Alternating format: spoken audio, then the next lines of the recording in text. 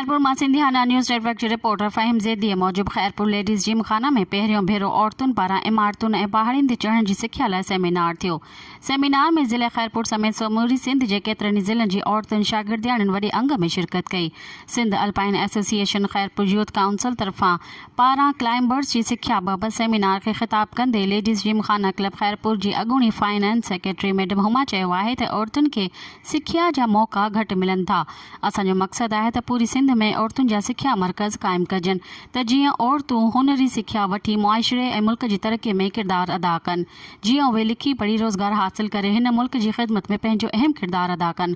हुन चयो त औरतुनि ऐं छोकिरियुनि जे लाइ इल्म सां गॾु हुनरी सिख्या बि वॾी अहमियत रखे थी। इल्म सां सिर्फ़ शऊर पैदा थिए थो, पर हुनर सिखण सां औरतूं ऐं छोकिरियूं मुआशी तौर ते मज़बूत बणिजनि थियूं। लेडीज़ जिम खाना क्लब खैरपुर जे सदर रोज़ीना आबिदी चयो त औरतुनि खे वधीक सहूलियतूं ॾियण लाइ औरतुनि जा सिख्या मर्कज़ क़ाइमु कया वञनि त जीअं औरतूं वधीक तालीम हासिल करे सघनि। हुन चयो त सिंध में औरतुनि जी क्लाइंबर्स वारो रुझान तमामु घटि आहे।